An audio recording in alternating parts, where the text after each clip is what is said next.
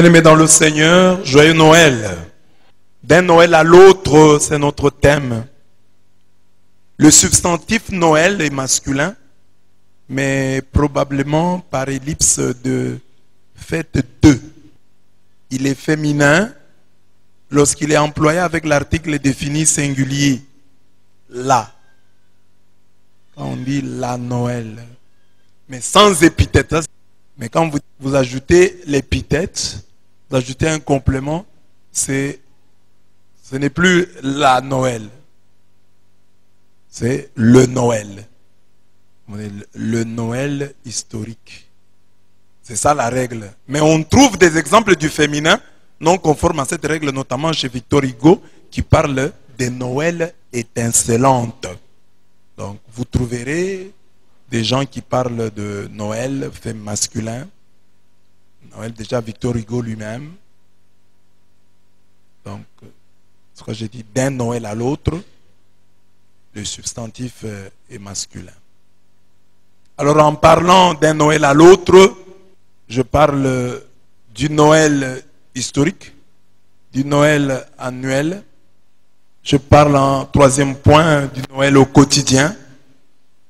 Et je termine par le Noël éternel. Noël historique. Quand vint la plénitude du temps, Dieu envoya son fils né d'une femme. Galates 4:4. Quand on parle de Noël. C'est pourquoi beaucoup de gens combattent Noël. Parce que quand vous parlez de Noël, vous devez parler de la mère de Jésus. Vous devez parler de l'enfant Jésus. Et eux ne veulent pas entendre les choses de cette oreille. Dieu qui naît d'une femme. Ah non. Mais le texte dit, quand vint la plénitude du temps, Dieu envoya son fils né d'une femme. Galates 4:4. Dites à votre voisin, reprenez-lui ce verset-là. Quand vint la plénitude du temps, Dieu envoya son fils né d'une femme. Les gens auraient voulu qu'il naisse d'un homme. Ou qu'il ne soit pas son fils. Mais malheureusement, pour eux, il est né d'une femme. Quand vint la plénitude du temps. Jésus, Verbe fait chair, est entré un jour dans notre histoire. Il est né d'une femme à un certain moment de notre histoire. Fêter Noël, c'est fêter la beauté mystérieuse du prologue de Saint Jean que nous venons d'entendre. Au commencement était le Verbe, et le Verbe était avec Dieu, et le Verbe était Dieu. Il était au commencement avec Dieu. Tout a été fait par lui. Et rien de ce qui a été fait n'a été fait sans lui.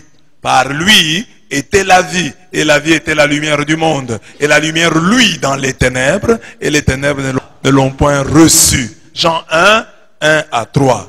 Ces belles paroles célèbrent l'entrée de l'éternité dans le temps par l'incarnation. Dites incarnation. In, en, dans, carne, caro, c'est la chair. L'entrée dans la chair. Lui est verbe. Il est parole. Mais à un certain moment, il est entré dans la chair. C'est ça qu'on appelle l'incarnation. Le verbe incarné est-il Dieu? Ah, c'est Dieu qui s'est fait homme. Voilà. Alors donc Marie est la mère de Dieu. Parce qu'elle a mis au monde Dieu fait homme. Bon, ça c'est le mystère de l'incarnation. Il faut être chrétien pour croire. Parce qu'il y a des chrétiens qui ne croient pas que Dieu s'est fait homme. Ça c'est notre spécialité. Les musulmans n'y croient pas. Nous croyons que Jésus c'est Dieu fait homme. Ça c'est propre aux chrétiens. Les autres disent que Jésus c'était un monsieur comme ça. Et puis après Dieu l'a adopté. Il a commencé à faire des choses extraordinaires. Mais il n'est pas Dieu. Mais nous disons c'est Dieu qui s'est fait homme. Amen. Mais c'est ça qu'on fête à Noël. L'incarnation. La Noël, c'est la fête de l'incarnation. Amen. Dites à votre voisin, dites-moi en d'autres termes, cette phrase, la Noël est la fête de l'incarnation. La Noël, c'est la fête du Verbe qui s'est fait chair. La Noël, c'est la fête de la parole qui s'est faite chair. La Noël, c'est la fête du Dieu fait homme. Ces paroles célèbrent l'entrée de l'éternité dans le temps par l'incarnation. Elles célèbrent en même temps le fait extraordinaire que grâce à l'incarnation, les mortels ont reçu la possibilité de participer à la vie de Dieu dès maintenant et pour l'éternité. Il est venu chez les siens et les siens ne l'ont pas reçu. Mais à ceux qui l'ont reçu, il a donné le pouvoir de devenir enfants de Dieu. Hein? Il s'est fait homme, nous allons le voir. Mais que signifie cette parole centrale pour la foi chrétienne qu'est l'incarnation? Incarnation dérive du latin incarnatio. Hein? Ce terme vient du verset 14, du prologue. Donc, les textes là de Jean 1. On dit au commencement était la parole. La parole était avec Dieu. Ce texte là s'appelle le prologue de Saint Jean. Le prologue de Saint Jean. Le prologue. Méditons le prologue. Vous n'avez pas besoin de... C'est quel verset quand on dit méditons sur le prologue? Vous prenez votre Bible, vous l'ouvrez Jean 1. Alors il dit, le verset 14 du prologue de Saint Jean, c'est lui qui dit, le verset dit, et le Verbe s'est fait chair. Et verbum caro factum. Et verbum caro factum. Et le Verbe s'est fait chair. Et le Verbe, c'est verbum, s'est fait factum caro chair. Et le Verbe s'est fait, dites ça en latin, et le Verbe s'est fait chair, et verbum caro factum. Et le Verbe s'est fait chair, et verbum caro factum. Et le Verbe s'est fait, et caro, et le Verbe s'est fait. C'est le verset qui parle de quoi? De l'inca. C'est quel verset? Le verset 14. Et verbum caro factum.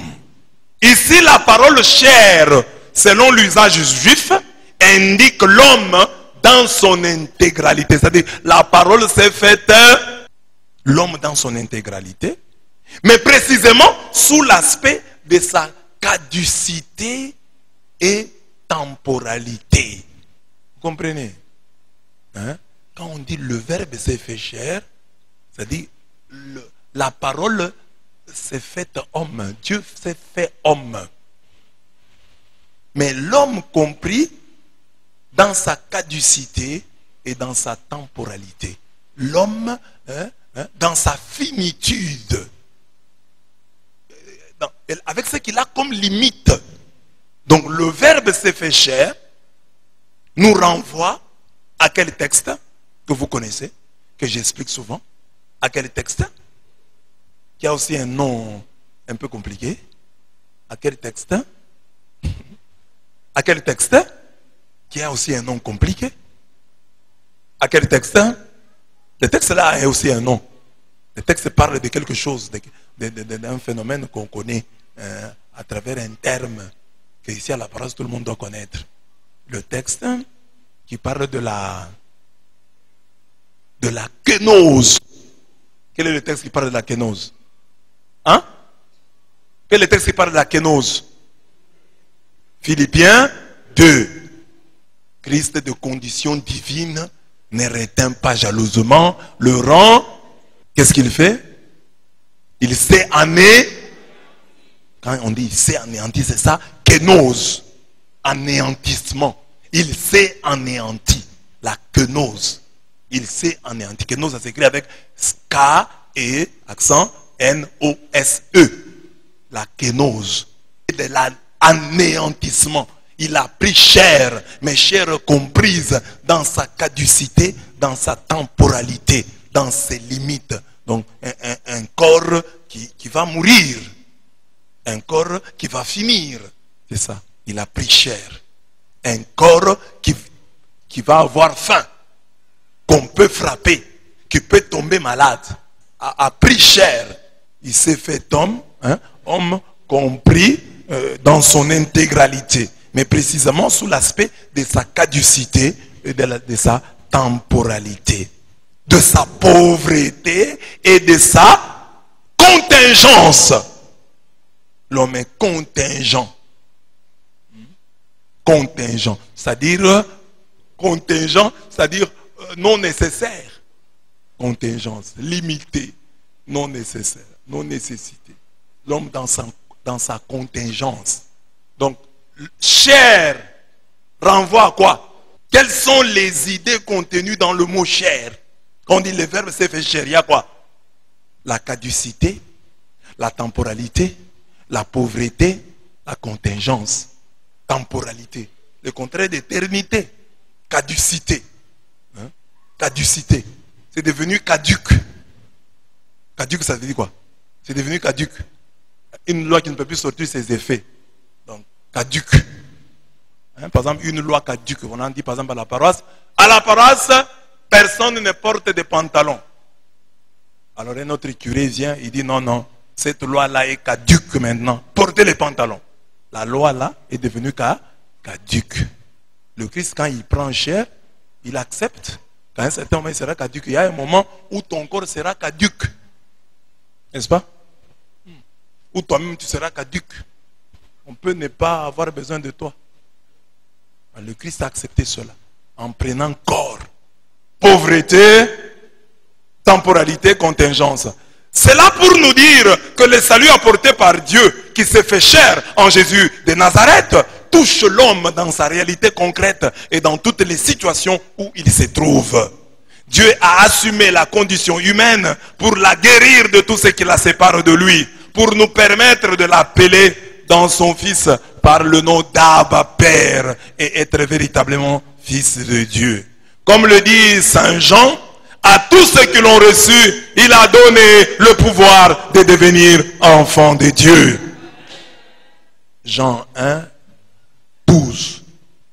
Parce que maintenant, on dit, ah, nous sommes des enfants de Dieu. Car nous, enfants de Dieu, avec ce corps. Alors, mais son fils a pris le même corps, il était enfant de Dieu. Alors nous aussi, avec ce corps, nous sommes enfants de Dieu. Parce que son fils a pris ce corps. Dans ce corps, il l'appelait Abba. Nous aussi, dans ce corps, nous pouvons l'appeler Abba. Son fils là, il était aussi tenté. Même s'il n'est pas tombé comme nous. Mais il était tenté. Mais il l'appelait toujours Abba. Il avait eu aussi faim. Il l'appelait aussi Abba. Parce qu'en fait, la tendance générale de l'homme, c'est mépriser le corps. N'est-ce pas? C'est ça quand même dans notre langage, quand nous parlons. Alors maintenant, Dieu a pris ce corps pour le valoriser. Pour vous dire que non, malgré le corps que vous avez là, vous êtes enfant de Dieu. Vous êtes fils dans l'office. Malgré le corps, malgré les tentations, même si votre corps est plein d'urine, plein de caca, plein de morve. C'est ce corps-là qu'il a pris, avec ses limites-là, ses problèmes, plein de pus, il l'a pris. Il a donc valorisé le corps. Alors nous pouvons se dire, ah, oui, même nous, avec ce corps, nous sommes enfants de Dieu. Parce que le Fils éternel, quand il a pris chair, il est resté enfant de Dieu. Il appelait toujours ces dieux-là Abba. Et le Père lui répondait. Donc nous aussi, ne méprisons pas notre corps. Dans ce corps, il est possible d'être fils de Dieu, d'être enfant de Dieu. Amen. Allant dans ce sens, Saint Irénée de Lyon, Saint Irénée, mais de la ville de Lyon, dira, c'est la raison pour laquelle le Verbe s'est fait homme, et le Fils de Dieu, le Fils de l'homme. Hein? Donc, pourquoi le Verbe s'est fait homme, et le Fils de Dieu, Fils de l'homme. Pourquoi? Afin que l'homme, en entrant en communion avec le Verbe, et en recevant ainsi la filiation divine, devienne fils de Dieu.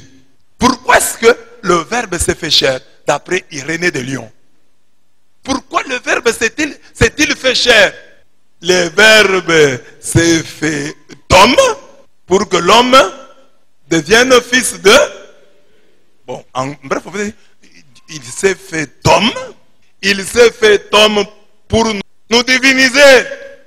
C'est si simple que ça. Pour nous diviniser. Il s'est fait homme pour nous diviniser. Vas-y, à ceux qui l'ont reçu, il a donné le pouvoir de devenir enfant de... Saint Irénée dit, c'est la raison pour laquelle le Verbe s'est fait homme et le Fils de Dieu s'est fait fils de l'homme. Afin que l'homme, entrant en communion avec le Verbe et en recevant ainsi la filiation divine, devienne fils de... Jésus est Dieu, non? C'est adversus aereses, c'est-à-dire contre les hérésies. C'est le titre du livre de Saint Irénée de Lyon. Contre les hérésies, adversus aereses. Vous voyez les livres qu'ils écrivaient dans leur temps. Contre les hérésies. Tout un livre. Contre les hérésies. Cette affirmation est souvent résumée ainsi. Dieu s'est fait homme pour que l'homme devienne... C'est Saint Irénée de Lyon. Mais résumé. En grand, quand on tire de adversus aereses, 3,19, 1, on dit, c'est la raison pour laquelle le Verbe s'est fait chair, s'est fait homme plutôt, et le Fils de Dieu, Fils de l'homme, afin que l'homme, en entrant en communion avec le Verbe et en recevant ici la filiation divine, devienne Fils de Dieu. Adversus aereses, 3,19, 1. Cette affirmation est souvent résumée. Dieu s'est fait homme pour que l'homme devienne Dieu. À ceux qui l'ont reçu, il a donné le pouvoir de devenir enfant de Dieu. Bonjour. Donc, Noël célèbre le moment particulier de l'histoire où l'éternité a rencontré le temps, l'a élevé, l'a racheté et l'a illuminé comme la porte d'entrée de la vie éternelle. C'est ainsi que notre attitude devant Noël, la fête de l'incarnation, doit être l'émerveillement. Nous devons nous émerveiller. Nous devons être comme en rêve. Et notre bouche doit s'emplir de rire et nos lèvres de chansons. Les païens en nous voyant doivent dire, merveille que fit pour eux Yahweh. Merveille que fit pour eux le Seigneur. Et nous-mêmes, nous devons être dans la joie et dire, merveille que fit pour nous le Seigneur. Psaume 126. C'est pourquoi nous avons fait cette procession. Il faut faire au moins un peu ce que nous avons fait. Mais le faire mieux. Que chacun soit engagé. Aussi rivaliser, dire, ah, c'est notre fête à tous. Donc, les païens doivent nous voir. C'est-à-dire, nous devons être comme un rêve. Et notre bouche s'emplir de rires. Et nos lèvres des chansons. Les païens en nous voyant doivent dire, merveille que Dieu, que le Seigneur fait pour eux. Alors imaginez, si Mbujimaï entier, chaque paroisse faisait quelque chose comme ça. Et toutes les églises là qui croient aussi en Noël, quelque chose comme ça. Noël changerait. Parce qu'il y aurait même des enfants, les parents auront du mal. Comme l'ange et la nombreuse troupe de l'armée céleste, nous devons louer le Seigneur en disant, gloire à Dieu au plus haut des cieux et sur la terre paix aux hommes, objet de sa complaisance. Luc 12, 14. Donc, gloire à Dieu au plus haut. Quand le Verbe s'est fait chair, on doit dire ça. Ce sont les anges qui sont venus sur la terre. Et ils ont dit, gloire à Dieu au plus haut des cieux. Et paix aux hommes, objet de son amour, objet de sa complaisance. Dieu les aime tellement qu'il a accepté que son fils prenne chair, soit l'un d'eux. Si les anges se sont réjouis à la naissance de Jésus, qui es-tu pour te fâcher? Amen. Gloire à Dieu au plus haut des cieux et paix sur la terre aux hommes qui l'aiment. C'est pourquoi on chantait les anges. Gloria Deo, Gloria Deo, in excelsis, au plus haut. In excelsis. C'est ça, in excelsis. Donc, c'est-à-dire que sans Noël, croire que nous, dans son corps, Dieu nous a valorisés. Il est venu chez les siens, mais les siens ne l'ont pas reçu. Mais à ceux qui l'ont reçu, il a donné le pouvoir de devenir enfant de Dieu. Et j'ai toujours prêché ici que le diable ne craindra jamais votre titre de curé, votre titre d'évêque ou de pape. C'est que le diable va redouter c'est votre filiation divine. Votre titre d'enfant de Dieu. Si vous êtes pape enfant de Dieu, évêque enfant de Dieu, prêtre enfant de Dieu, chrétien, responsable, ministre, c'est ça qu'il craint. Et c'est ça qui fait votre force. C'est ça qui fait votre valeur. Enfant de Dieu. Ce qui fait trembler les diables, c'est parce qu'on dit, il leur a donné quoi? Donc, être enfant de Dieu, c'est un pouvoir. Le pouvoir de devenir enfant de Dieu. C'est ce que je vous disais. Donc, quand Noël, c'est-à-dire, nous passons de l'opposition au pouvoir. Le pouvoir d'être enfant de Dieu. Jésus est la dernière opportunité que Dieu offre à l'humanité. En ces temps qui sont les derniers, poussons des cris de joie, mais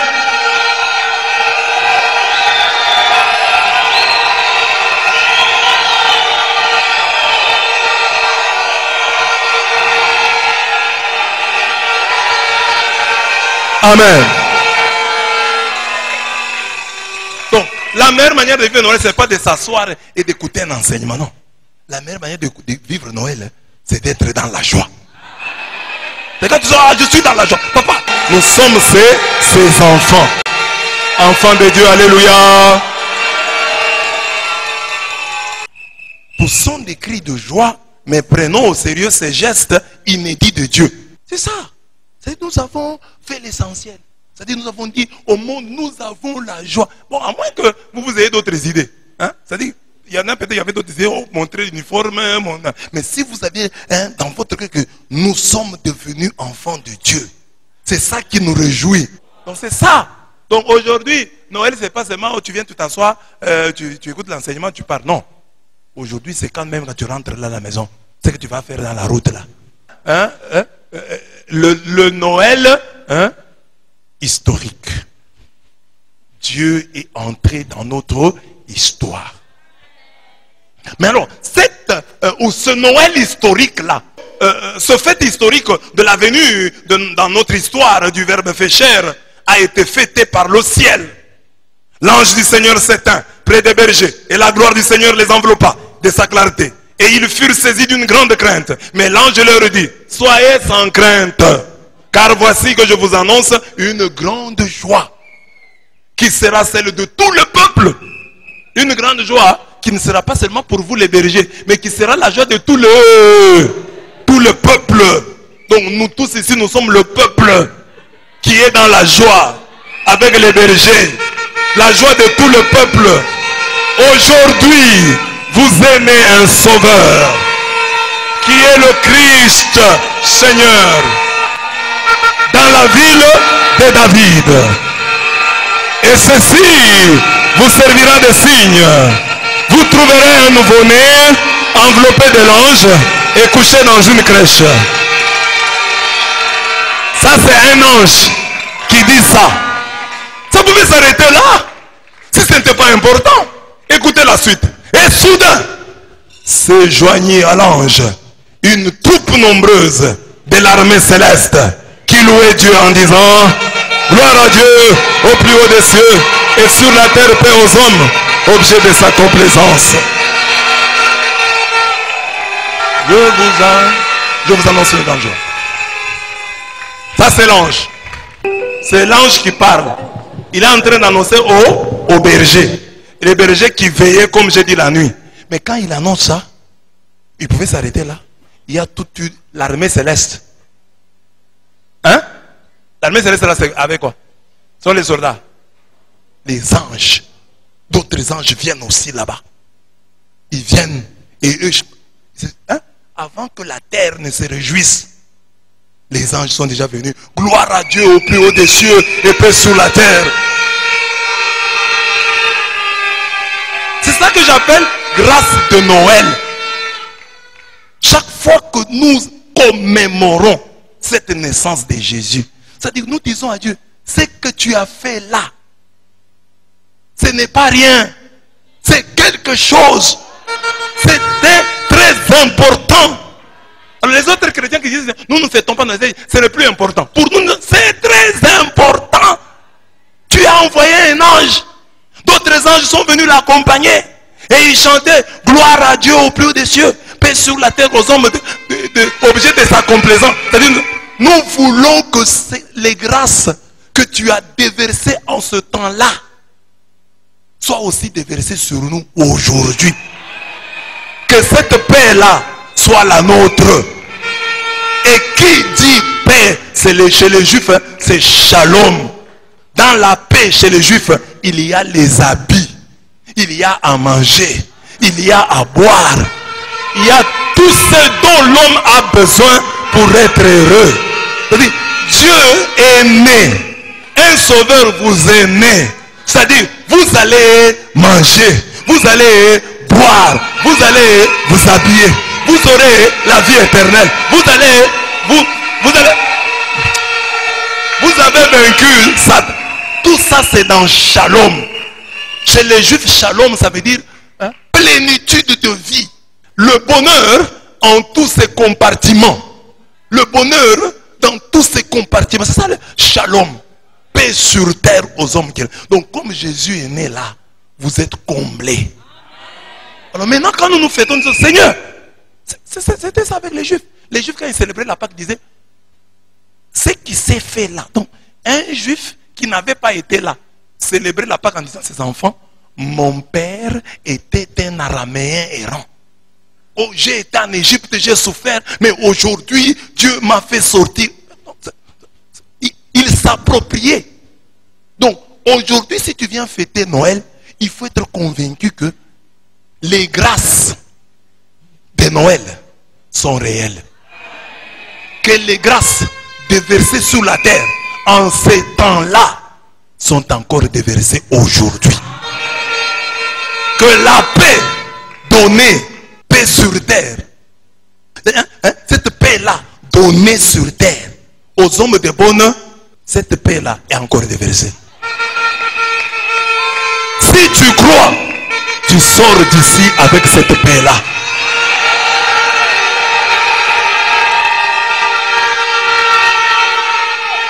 Paix comme plénitude de vie, plénitude de santé, plénitude de bonheur.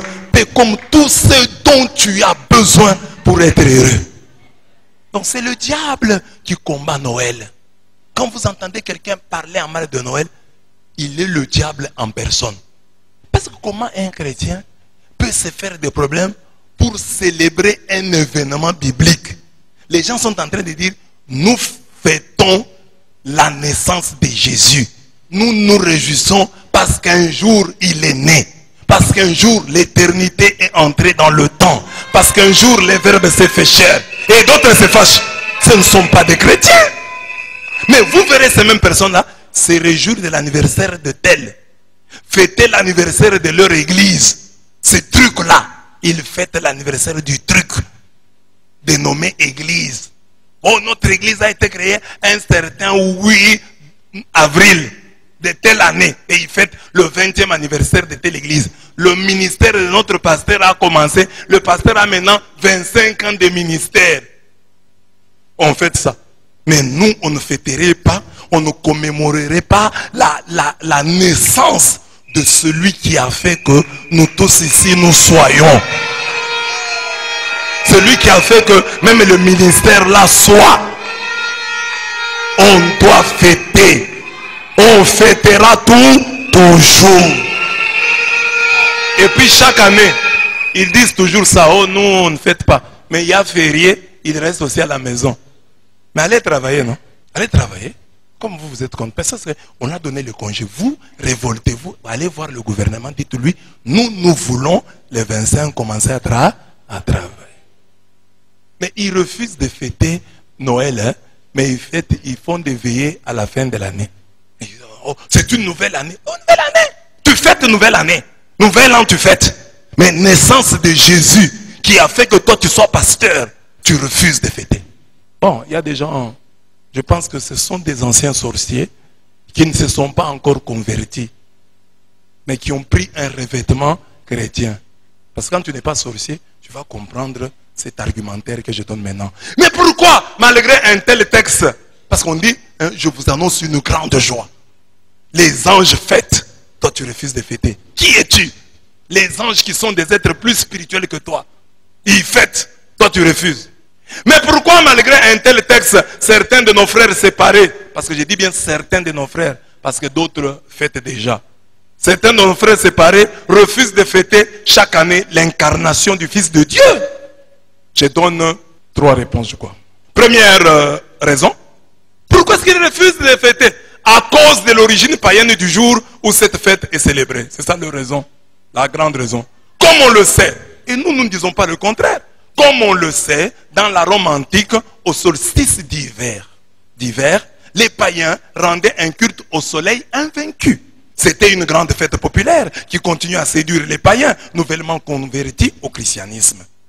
Les responsables de l'église avaient peur que ces néophytes ne retournent à leur vomissure, comme le dit 2 Pierre 2,22.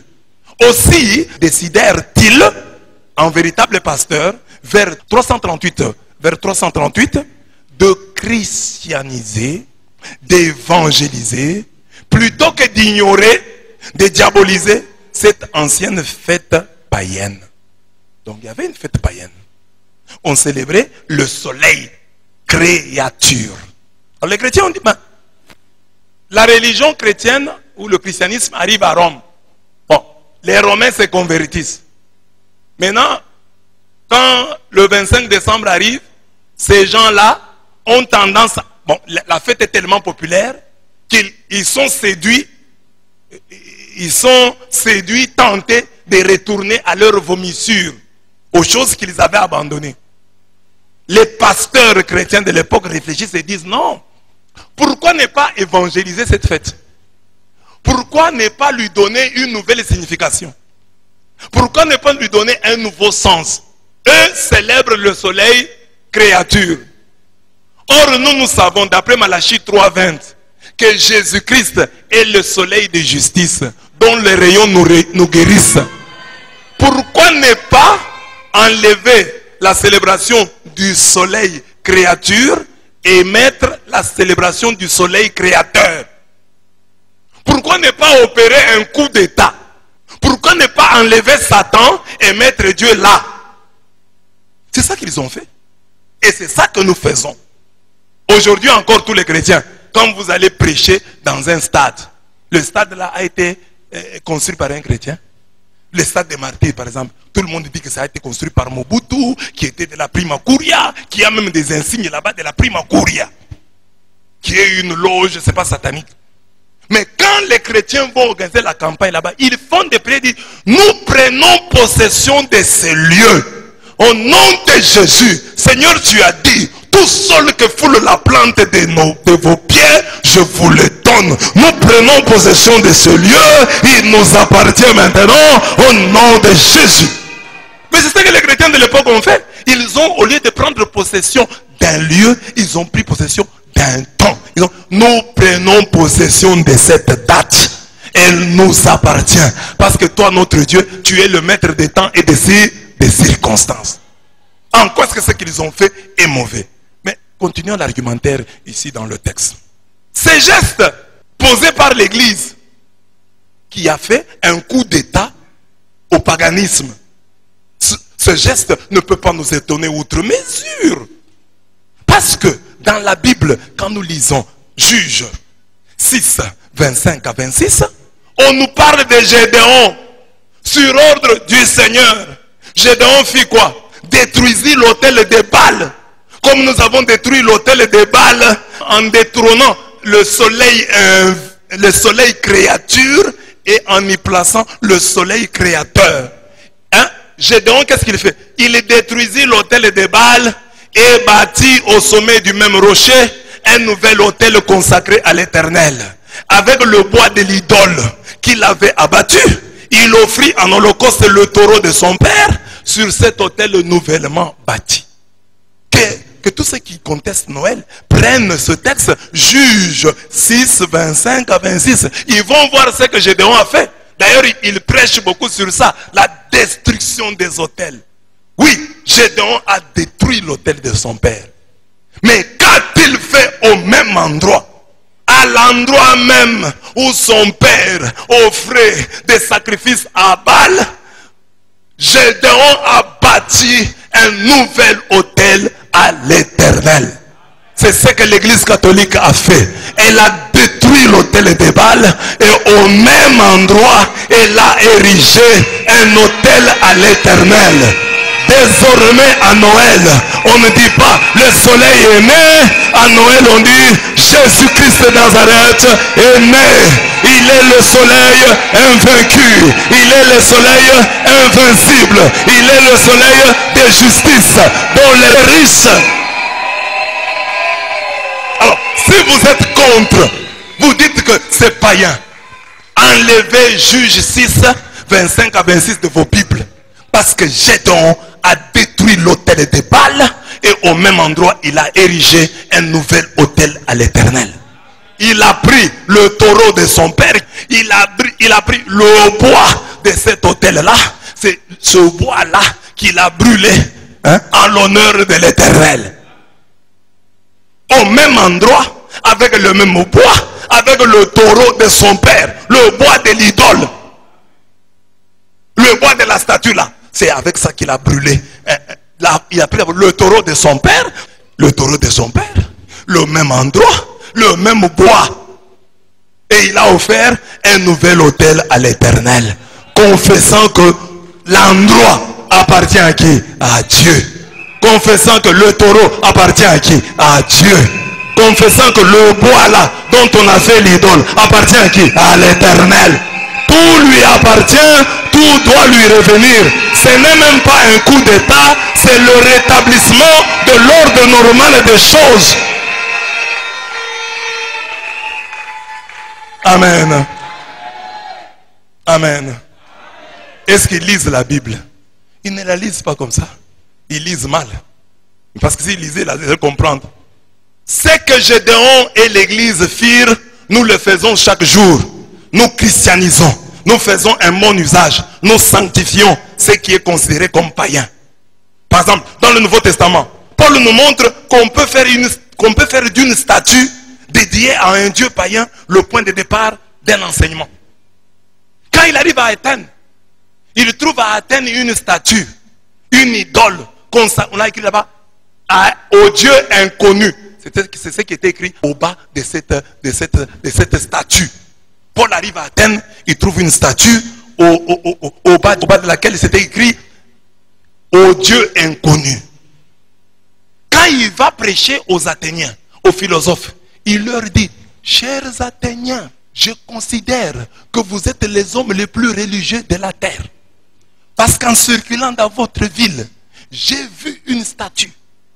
Vous avez dédié même une statue à un Dieu inconnu.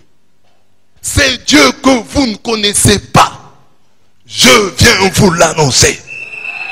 Il commence à parler et il leur parle du Dieu de Jésus-Christ. Il est parti d'où? Il est parti d'où? De la statue, de leur idole. Parce que les Grecs, ils étaient tellement polythéistes qu'ils se disaient, il y a de nombreux dieux. Alors, nous avons le Dieu de ceci, le Dieu de cela, mais il peut nous arriver d'oublier un Dieu. Alors, ces dieux-là peuvent nous venir nous créer des problèmes ici en nous demandant, où est ma statue? Alors, si nous n'avons pas de statue, nous risquons d'avoir maille à partir avec ces dieux-là. Alors, pour éviter des problèmes, comme nous ne connaissons pas le nombre exact des divinités, prenons cette statue et dédions-la au Dieu inconnu. Pour qu'au cas où un Dieu inconnu se présenterait et nous demanderait où se trouve sa statue, nous allons lui dire, non papa, on ne te connaissait pas, mais on a dit que comme on ne connaît pas tous les dieux, contente-toi même de cette statue que nous avons dédiée à un Dieu inconnu. Et Paul part de là pour prêcher. Est-ce que ces gens-là, quand ils ont dit au Dieu inconnu, ils pensaient au Dieu de Jésus-Christ. Mais lui en a profité, il dit, voilà, le Dieu que vous ne connaissez pas, je viens vous l'annoncer. C'est le Dieu de Jésus-Christ. Lisons le texte lui-même. C'est Acte 17, 22 à 33. Athéniens, à tous égards, vous êtes, je le vois, les plus religieux des hommes. Parcourant en effet votre ville et considérant vos monuments sacrés, j'ai trouvé jusqu'à un hôtel avec l'inscription au Dieu inconnu. Eh bien, ce que vous adorez sans le connaître, je viens vous l'annoncer. Donc, les Romains, ils adoraient le soleil, créature, parce qu'ils ne connaissaient pas.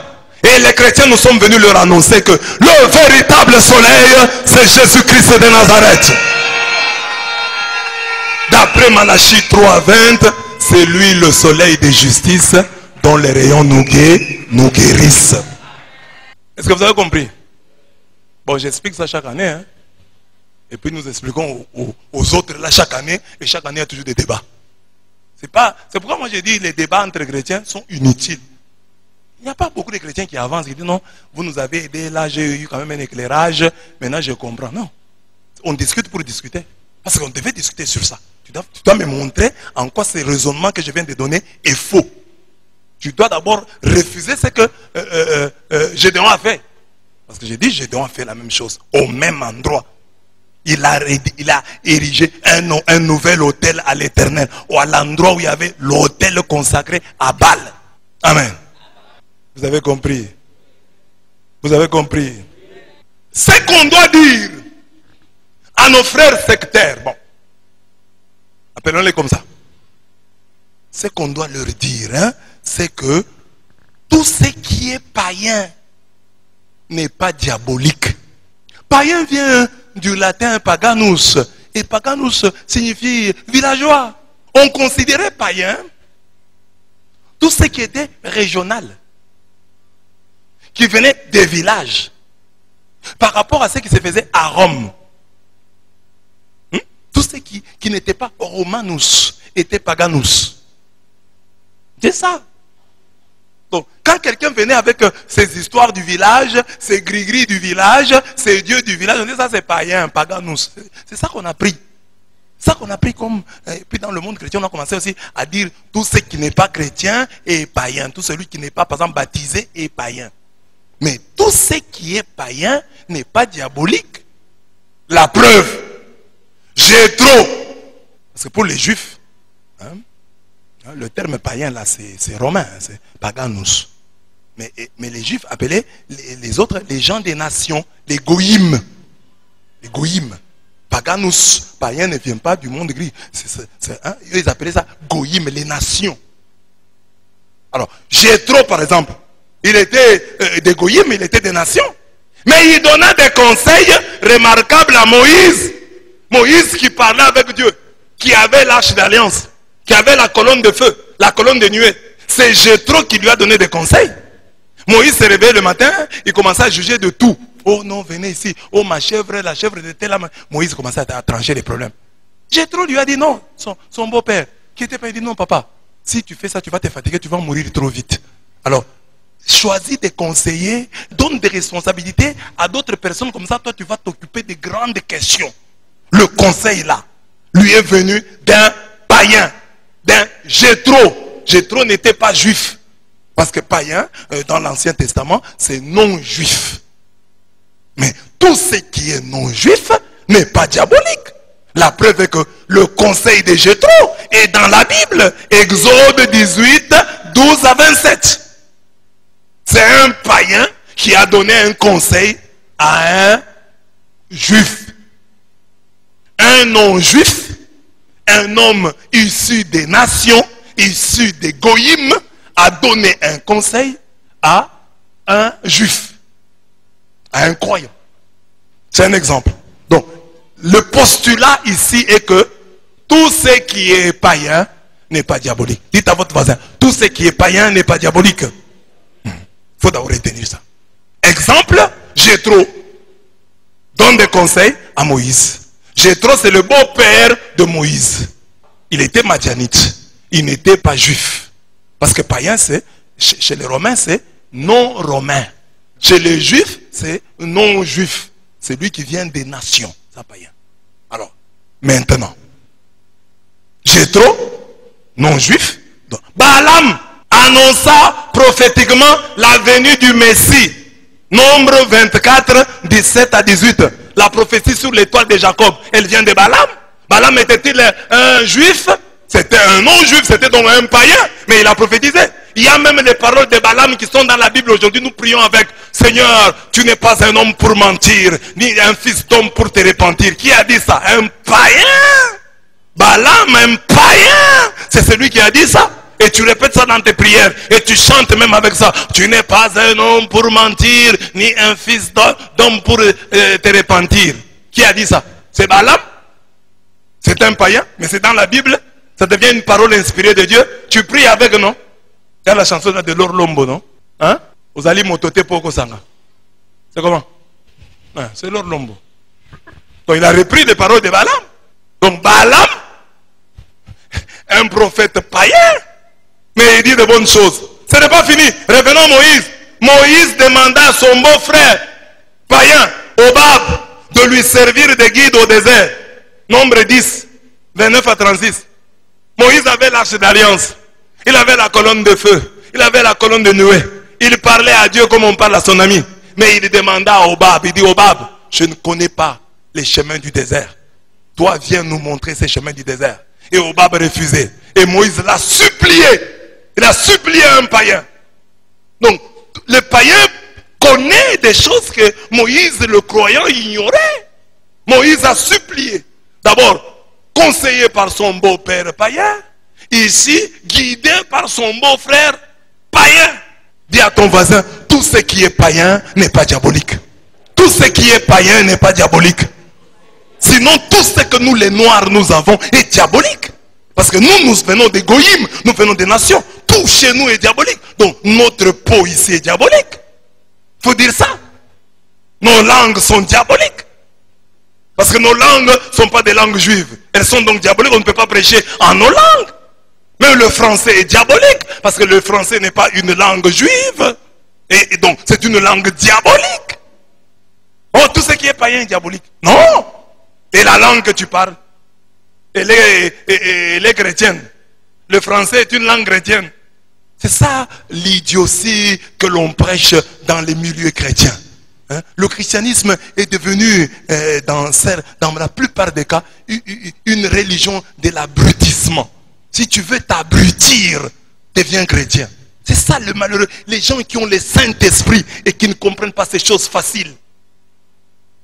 Et vous trouverez un monsieur qui n'est pas chrétien, qui comprend que ça c'est logique. Mais quelqu'un qui dit qu'il y a le Saint-Esprit, il ne comprend pas ces choses faciles. Le christianisme n'est pas le sacrifice de l'intelligence. Dieu ne te demande pas de prendre l'intelligence et de la mettre dans le panier. Non, l'intelligence est un don de Dieu. Et si tu méprises l'intelligence, tu méprises Dieu qui t'a fait ce don-là. Acclamons Dieu de nous avoir donné l'intelligence.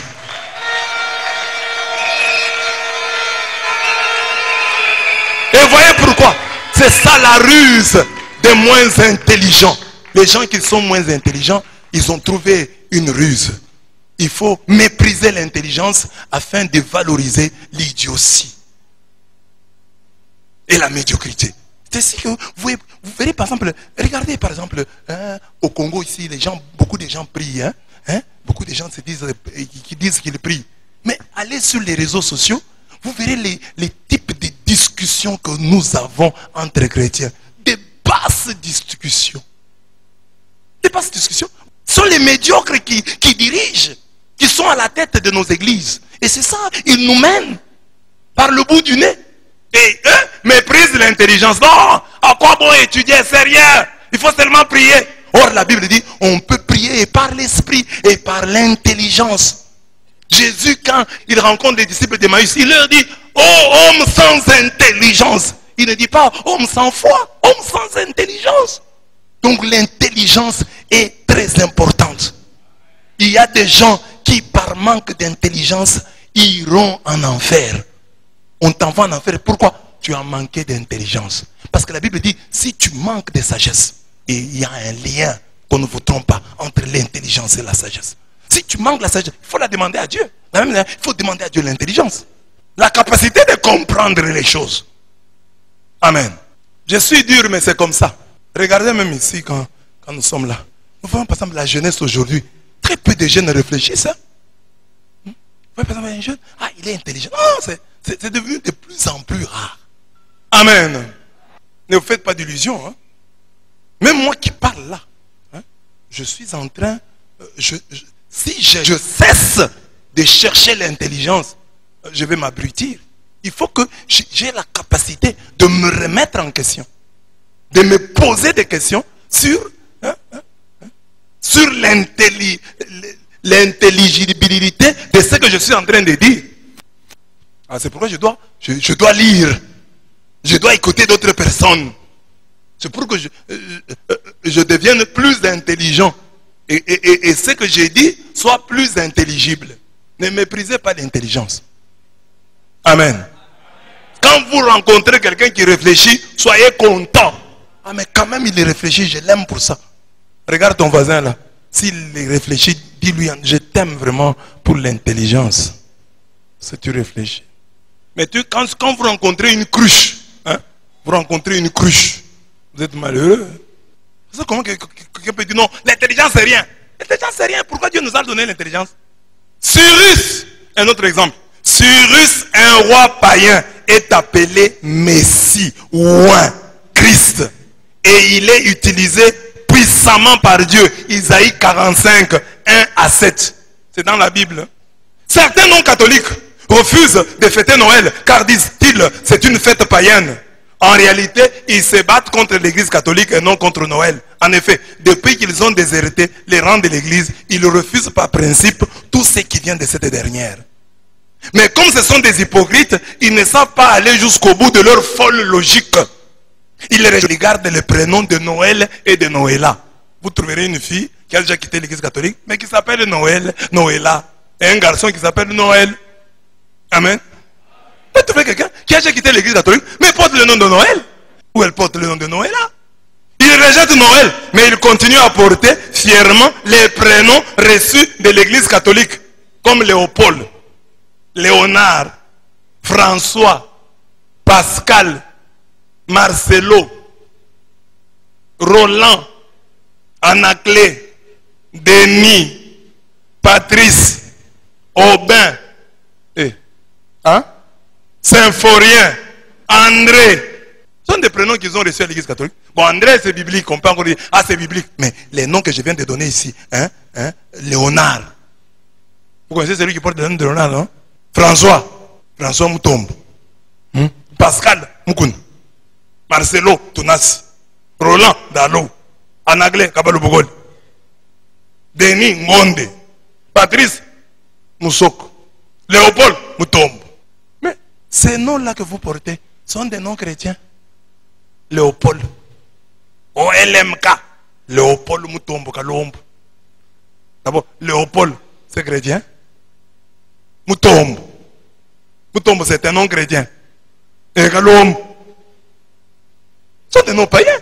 Et tu dis non, Noël c'est païen, mais tu portes le nom de Moutombo Kalombo. Moutombo Kalombo, c'est juif. Mais refuse tout ça. Toi, tu dois t'appeler, tu dois porter le nom de la Bible. Yirmeya. Elishama.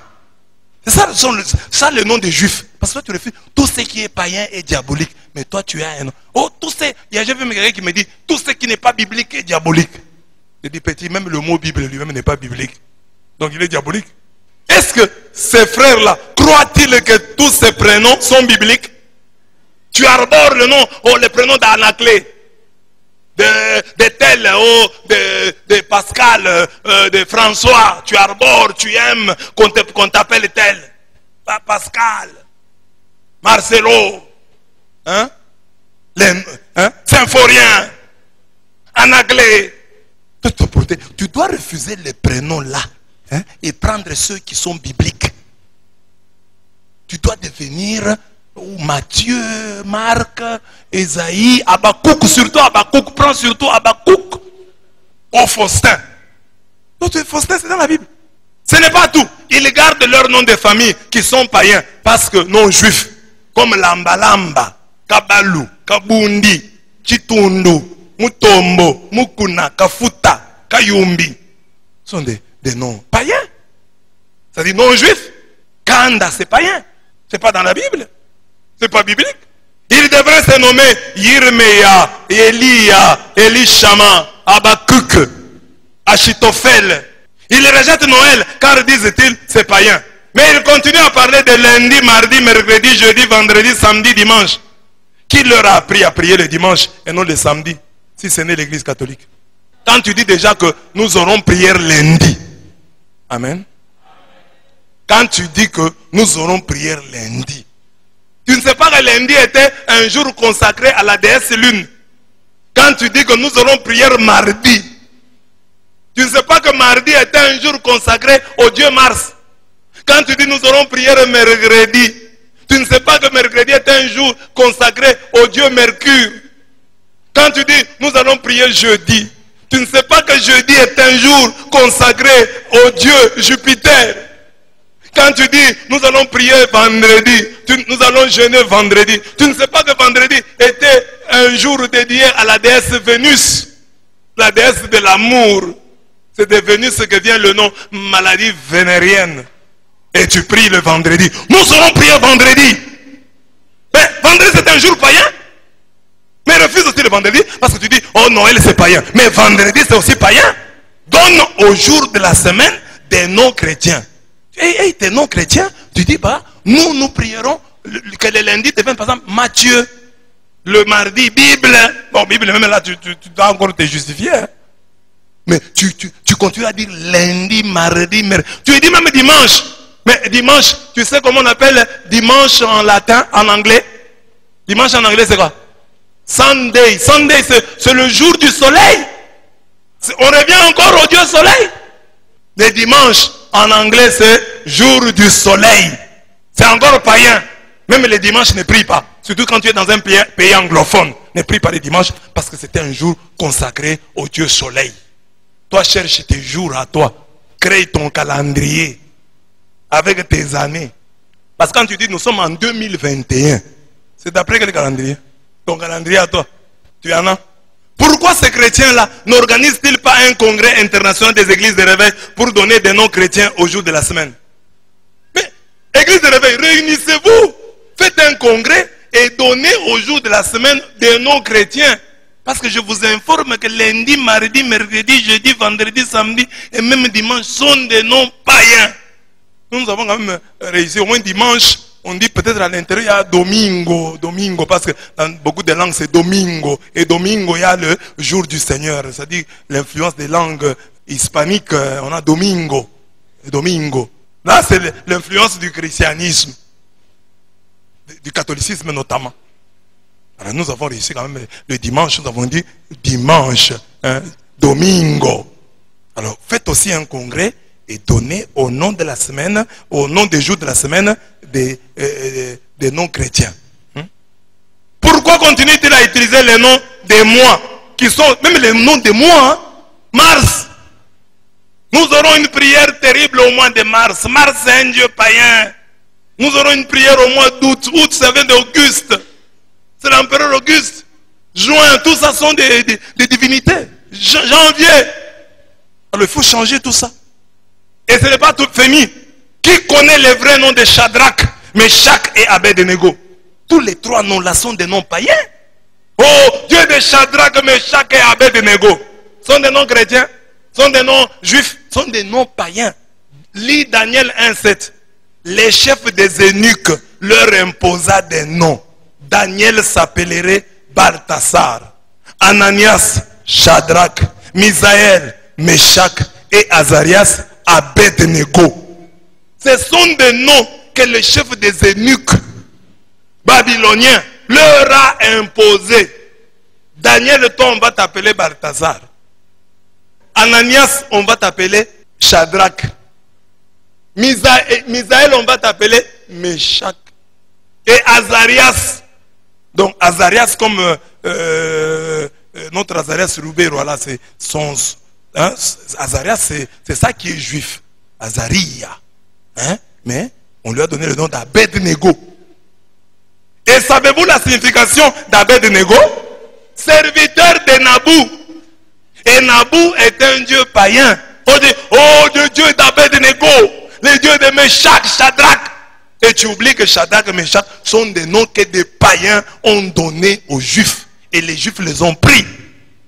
Et aujourd'hui, nous disons le Dieu de Shadrach, le Dieu de Meshach et d'Abednego. Et vous avez des enfants chez vous qui portent ces noms-là. Tu as un enfant qui s'appelle Shadrach, un autre qui s'appelle Meshach, un autre qui s'appelle Abednego.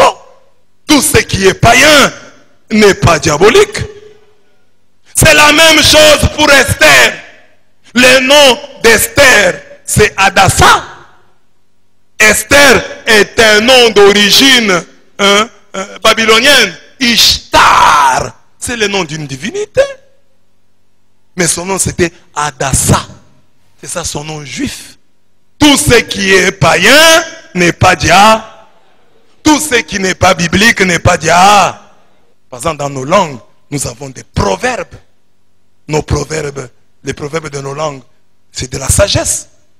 Nous nous appuyons, même quand nous prêchons la parole de Dieu, nous utilisons la sagesse de nos villages. Nos ancêtres ont de belles pensées. Par exemple, nos ancêtres ont dit, si aujourd'hui je viens prêcher, je dis, mes frères, ne vous moquez pas de vos frères, vous ne connaissez pas l'avenir. Les gens ne vont pas dire Amen. Mais nos ancêtres l'ont dit, et de manière poétique. Écoutez, c'est poétique. Ça, il faut être louba profond pour comprendre. Parce que quelqu'un, un moulouba qui a étudié dans un dictionnaire ne comprendra pas. Dans le dictionnaire, il ne va pas trouver. Et les gens seront édifiés. C'est pas rien. Les boga moninga, on ne peut pas prêcher sur ça. On peut prêcher. Bien-aimés, prenez-vous en charge. Ne comptez pas sur le bien de vos parents, de vos frères. Cherchez vos propres biens. Les gens ne vont pas dire Amen. Les gens ne vont pas partager cette pensée. Mais nos ancêtres l'ont dit. Amen. Amen. Amen. Est-ce que vous avez retenu? Est-ce que vous avez retenu? Quand quelqu'un commence à faire, oh, la fête là c'est une fête païenne, explique-lui. Explique-lui le premier point là, hein, le premier sous-point. Mais comme toujours, j'explique, quand les chrétiens ont des problèmes, ils commencent encore à m'appeler. Mais c'est l'abbé, on nous complique ici, dire Noël, on va dire quoi? On va dire quoi? Tu n'as pas les papiers? Ces papiers-là, ce n'est pas la première fois que je te les donne. Et tu ne sauras toujours pas expliquer. Tous ces exemples que je donne là, tu auras du mal à les évoquer. 2. Pourquoi est-ce que ces frères ne comprennent pas? À cause de la confusion qu'ils entretiennent entre anniversaire et commémoration. L'anniversaire est le jour qui ramène le souvenir d'un événement arrivé à pareille date. C'est l'anniversaire. L'anniversaire est le jour qui ramène le souvenir d'un événement arrivé à pareille date. Par exemple, je suis né le 11 mars. Alors, je fête mon anniversaire chaque 11 mars. Parce que le jour, le 11 mars, ramène le souvenir de ma naissance arrivée à pareille date. À la même date. La commémoration, par contre, c'est la célébration organisée à la mémoire de quelqu'un ou d'un événement. L'anniversaire est historique, tandis que la commémoration est conventionnelle. Pour bien comprendre la différence entre les deux termes, quelques exemples peuvent suffire. Nous fêtons chaque 8 mars la journée internationale de la femme. Chaque 23 avril, la journée du livre. Chaque 12 septembre, la journée des premiers secours. Chaque 23 novembre, la journée de la Bible. Chaque 5 décembre, la journée de l'arbre. Chaque 10 décembre, la journée internationale des droits de l'homme. Dans tous ces cas, il s'agit bien de commémoration et non d'anniversaire. Dieu n'a pas créé la femme un 8 mars. Le livre n'a pas été inventé le 23 avril. La Bible n'a pas été rédigée un 23 novembre. De la même manière, Noël n'est pas l'anniversaire de la naissance de Jésus, mais la commémoration de cet événement. Nous ne disons pas que Jésus est né le 25 décembre, mais nous disons le 25 décembre, c'est le jour que nous avons choisi pour nous souvenir de cet événement, pour faire mémoire de cet événement qu'est la naissance de Jésus. C'est la raison pour laquelle on ne parle pas, on ne parle jamais du 221e anniversaire de Jésus. Est-ce que vous avez entendu les gens, les jours de Noël, les gens, joyeux anniversaire, Joyeux anniversaire. Joyeux anniversaire Jésus. Joyeux anniversaire. Vous avez déjà entendu ça? Le 25 décembre, nous disons, c'est le jour où nous commémorons la naissance de Jésus. C'est conventionnel. On dit, nous choisissons un jour où nous allons faire mémoire de la naissance de Jésus. Célébrer la naissance de Jésus. Nous réjouir. C'est compris? C'est compris? C'est comme si le 25 décembre était la journée internationale de l'incarnation de Dieu. Ça veut dire non? Donc le 25 décembre, ça soit pour nous la journée internationale, la journée où partout dans le monde, on se souvient, hein, on célèbre l'incarnation de Dieu, le jour où Dieu a pris chair. Nous nous sommes entendus et l'Église a le pouvoir de lier et de délier. Le pouvoir de l'Église a dit, le 25, nous allons célébrer l'incarnation de Dieu. Le jour où le Verbe s'est fait chair. Le jour où s'étant fait chair, il a habité au milieu de nous. Amen.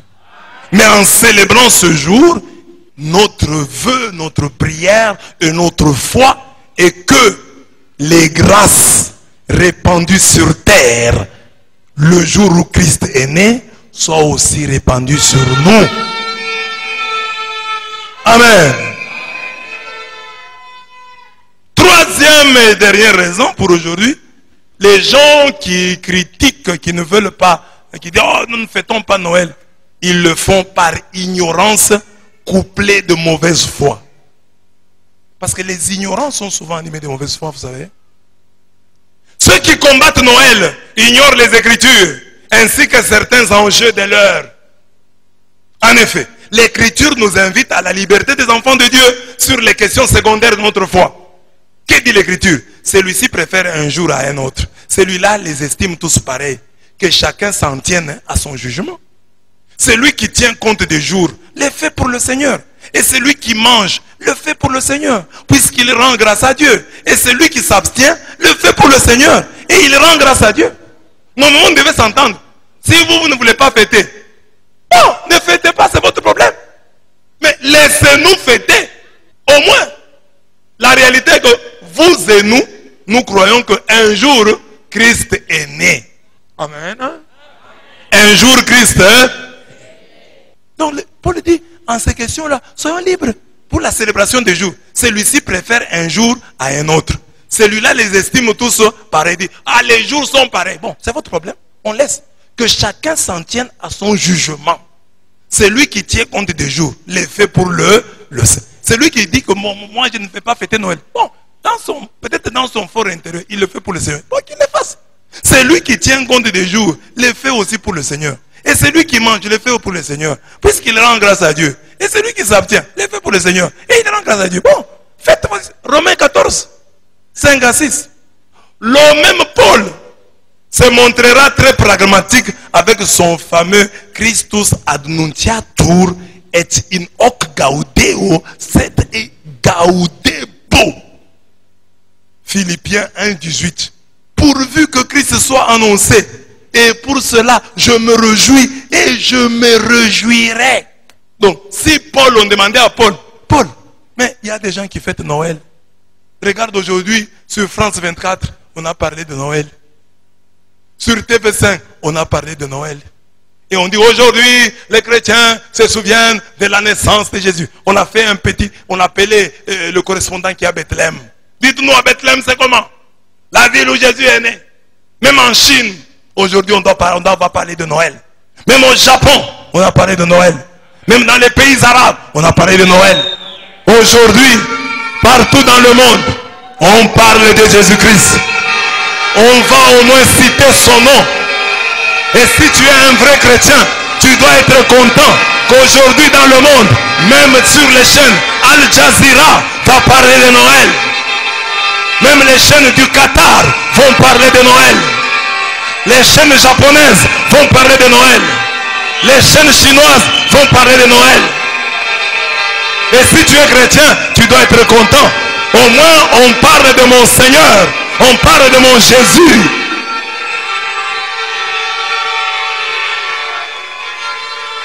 Le pragmatisme. Hein? Le pragmatisme. C'est-à-dire que quand on commence à chercher les résultats, comme chrétien, on dit, bon, au moins, hein, sur le plan pragmatique, aujourd'hui, c'est que nous, parce que chaque jour, il n'y a pas un chrétien. Hier, avant-hier, il y a 2 semaines, il n'y avait pas un chrétien qui est passé sur France 24 pour parler de Jésus. Tu n'auras pas le temps. Si on parle des chrétiens là-bas, c'est pour parler des scandales, des prêtres, de ceci, cela. Mais au moins, le jour de Noël, ils vont parler du Christ. Ils vont dire aujourd'hui, dans le monde chrétien, et ils vont aller voir les papes, ils vont aller à Rome, ils vont demander à leur correspondant qui est à Bethléem de dire quelque chose. Et ils vont parler de Noël. Il y aura un documentaire qu'ils feront passer. Et même si, hein, on parle, quand les gens vont voir des chapeaux là, de Père Noël, l'enfant peut demander, mais Père Noël là c'est quoi? On peut lui parler de Jésus. Un papa là, comme je vous dis souvent là, en Chine, on va...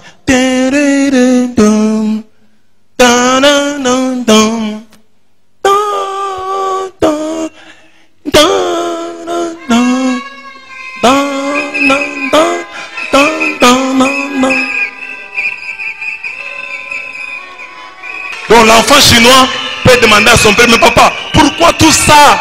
Pourquoi tous ces bruits? Pourquoi tous ces chapeaux? Pourquoi tous ces sapins?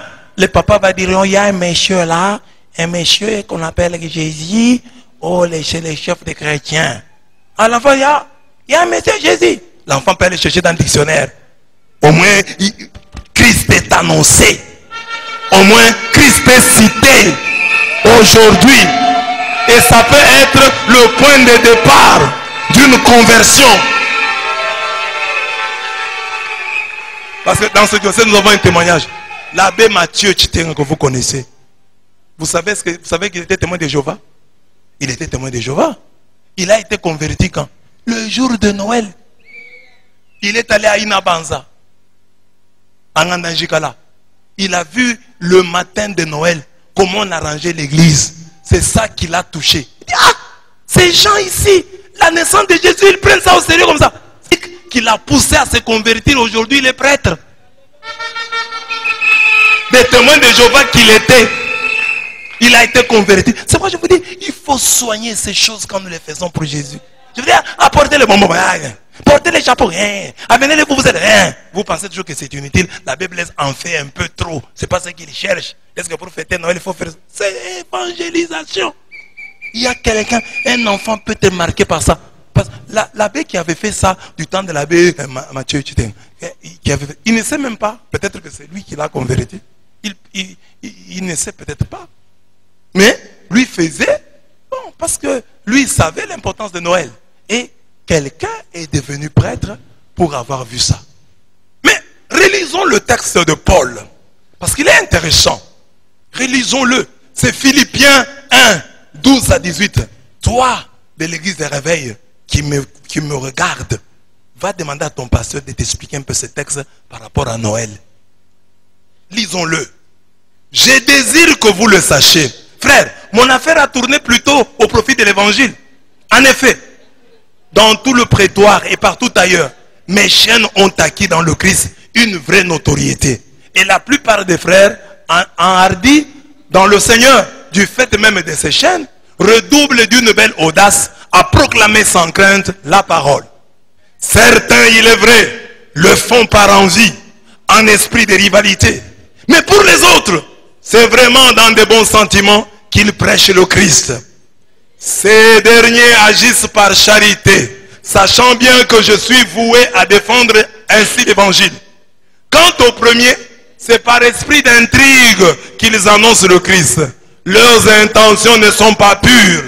Ils s'imaginent ainsi aggraver le poids de mes chaînes.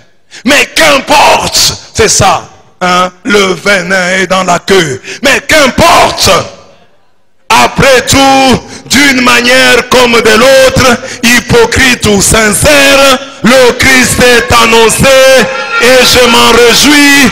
Je persisterai même à m'en réjouir.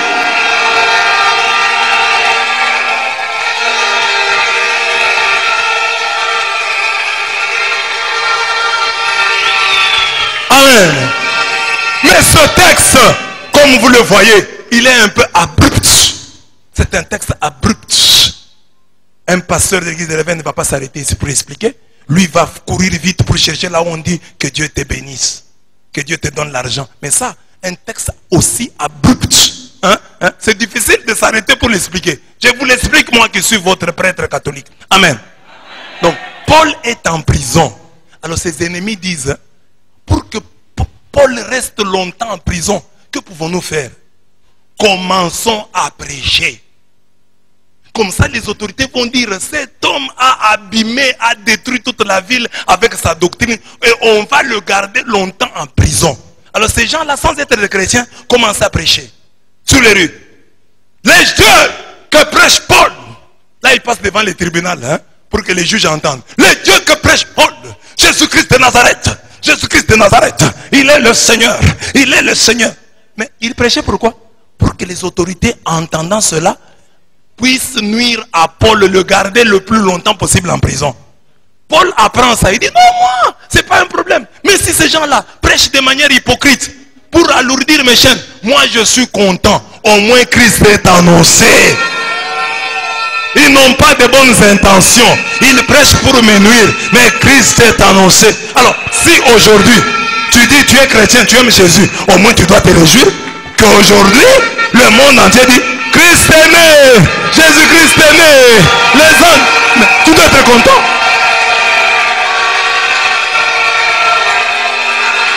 Amen. Si Noël t'énerve, tu es du diable. Parce qu'aujourd'hui, le monde entier dit, Christ est né, Christ est né. Il est venu chez les siens ne l'ont pas reçu. Mais tous ceux qui l'ont reçu, il leur a donné la puissance de devenir enfants de Dieu. Et toi tu dis, oh, puisque vous dites ça, les jours de Noël, moi je suis contre. Oh, tu es un sorcier, tu as la sorcellerie. Tu reviens fraîchement de la sorcellerie. Parce que si tu étais parti il y a 3 jours, tu te serais un peu ressaisi. Mais tu en reviens fraîchement. Tu as encore la viande là que tu as mangée là, dans les dents. C'est pas normal. Un chrétien qui entend les gens dire, oh, aujourd'hui, au commencement était la parole, le verbe s'est fait chair. Il a habité parmi nous, ça l'énerve.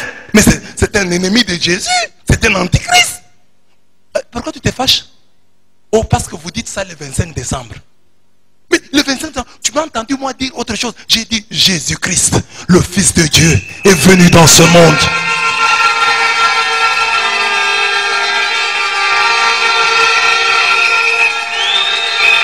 Amen. Amen. Vous qui allez quitter l'église, quand vous irez de l'autre côté, souvenez-vous de cet enseignement. Souvenez-vous, non, pasteur, même ce que vous dites là, il n'y a rien de mauvais. Nous, les jours de Noël, quand on allait là-bas, on nous disait, Dieu s'est fait homme pour que nous puissions devenir des enfants de Dieu. En quoi c'est mauvais? S'ils sont amis du Christ, s'ils aiment le Christ, ils devraient s'en réjouir. 3. Noël au quotidien. Noël, c'est la fête de l'Emmanuel, Dieu avec nous. Mais c'est Dieu que nous attendons à chaque Noël. C'est celui-là même qui a dit que 2 ou 3, en effet, soient réunis en mon nom. Je suis là au milieu d'eux. Et moi, je suis avec vous tous les jours jusqu'à la fin des temps. Il est Emmanuel, Dieu avec nous. Il est avec nous dans la communauté. Quand nous sommes réunis. Tu ne peux pas fêter Noël seul. Non. Noël, c'est fête en communauté. Parce que c'est la fête de Emmanuel, Dieu avec nous. Noël signifie, tu n'es pas seul. Dieu marche avec toi. Et ça tombe à point nommé, nous sommes à la fin de l'année. Dieu dit, je suis avec vous tous les jours jusqu'à la fin des temps. C'est ça Emmanuel. Emmanuel. C'est ça la fête. Emmanuel, Dieu est avec nous. Tu n'es plus seul. Dieu marche avec toi. Dieu marche avec toi. Dieu est dans la communauté. Quand nous sommes là, Dieu est là. Réunis en son nom, il est au milieu de nous. Mais même quand tu es seul, tu marches sous la route, tu n'es plus seul. Il est ton compagnon. sur la route de Lukalaba, sur la route de Mwanjadji, sur la route d'Ndjili, sur la route de Mokali, sur toutes les routes du monde, il marche avec toi. C'est en Jésus-Christ que tu comprends bien ce que les Balouba disent quand il appelle Moulo Pouchendani. Il est avec nous. Il est avec nous. Où? Dans l'homme. Noël, c'est chaque jour lorsque nous accueillons en tremblant l'homme créé à l'image de Dieu. Dieu est caché dans chaque homme et surtout dans le pauvre, les démunis, l'enfant, la femme. Car j'ai eu faim et vous m'avez donné à manger. J'ai eu soif et vous m'avez donné à boire. J'étais un étranger et vous m'avez accueilli. Nu et vous m'avez vêtu. Malade et vous m'avez visité. En prison et vous êtes venu me voir. Matthieu 25, 35 à 36. Dieu qui s'est fait bébé, qui s'est fait petit à Noël, se moque de nos suffisances et humilie nos orgueils. En vérité, je vous le déclare, si vous ne changez et ne devenez comme les enfants, vous n'entrerez pas dans le royaume des cieux.